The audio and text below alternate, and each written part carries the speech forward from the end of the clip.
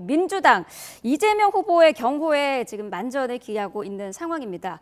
오늘 아침에 전현희 민주당 의원이 이런 의혹을 제기를 했는데요. 어떤 내용인지 잠시 들어보고 오겠습니다.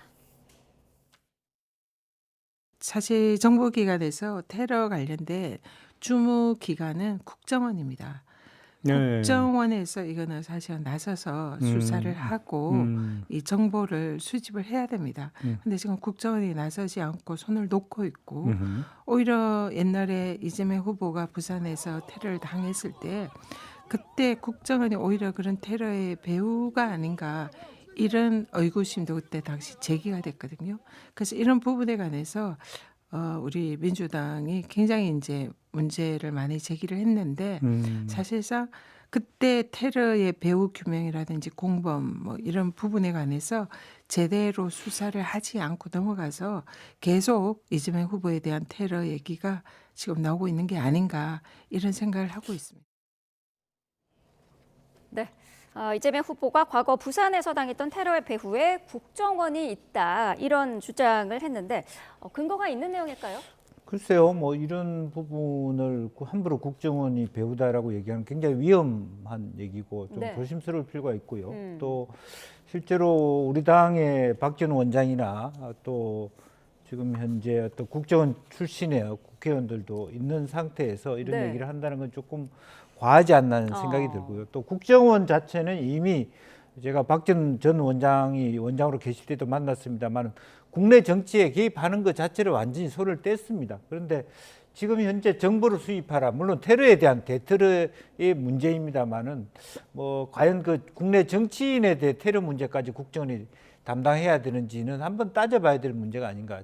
실제적으로 경찰이 해야 되겠죠. 네. 이제 그런 면에서 또 개인적으로 또 후보 본인과 사설 경호 업체가 이렇게 잘 해서 경찰이 하는 과정에서 이런 문제가 되지 않도록 미연에 방지하는 것은 필요할 것 같습니다. 다만 그것이 국정원이 개입해야 된다면 만약 그 배후가 무슨 국제적인 조직이라든지 뭐 그런 어떤 뭐 북한의 지령에 의한 암살이라든지 그렇다면 그는 국정원이 개입할 명분이 있을 것 같아요. 그러나 그렇지 않고 순수 사인에 대한 국내의 국민들 간의 어떤 협박과 그런 그 모종의 음모론 이런 것들은 조금 잘 따져봐야 될 지점이 아닌가 그렇게 보여집니다. 네. 그 당시에 이 테러범에 대한 배후라든지 공범에 대한 수사도 제대로 이루어지지 않았다라고 지금 민주당에서는 보고 있고 정권이 바뀌면은 특검을 통해서 진상을 규명하겠다고 벼르고 있거든요. 어떻게 보십니까? 저는 지금 민주당이 그 지난 22대 총선에서 소위 말하는 비명 행사, 친명 행제를 통해서 이재명 일당 독재 정당이 됨으로써 이재명 후보에게 서로 좀 잘 보이기 위한 충성 경쟁을 하고 있는 것 같습니다. 이미 뭐 이재명 민주당의 아버지라고 또 뭐 됐고 또 뭐 신의 사제라고 또 불리고 있고 특히 또 여성 의원들 같은 경우는 뭐 차은우보다 잘생겼다 하고 또 박지원 의원 또 김대중이 보인다 뭐 이런 이야기를 했는데 저는 전현희 의원의 저런 어떤 발언들도 그런 연장선상이라고 봅니다.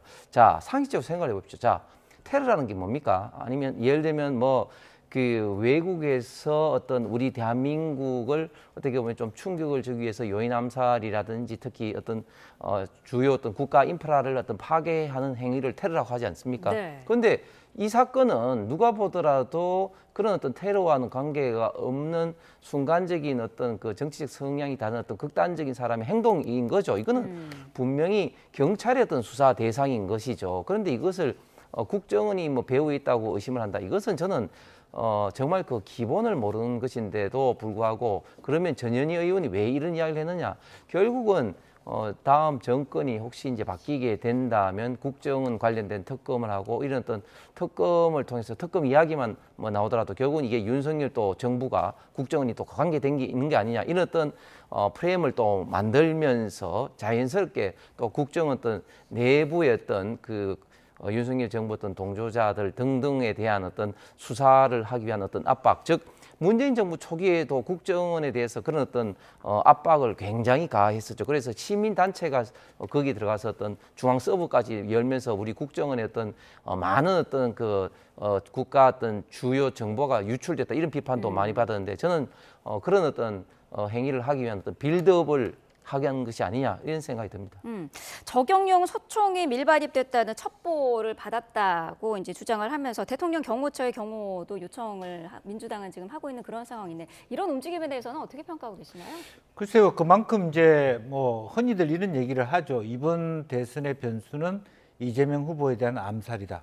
그러니까 그 다른 변화의 변수가 없다. 네. 압도적으로 이재명 후보가 이길 수 있는데 그와 같은 위협이 가장 큰 변수가 된다라고 하니까 그런 부분에 대한 환기의 차원이다. 그렇게 봐야 될 것 같습니다. 네.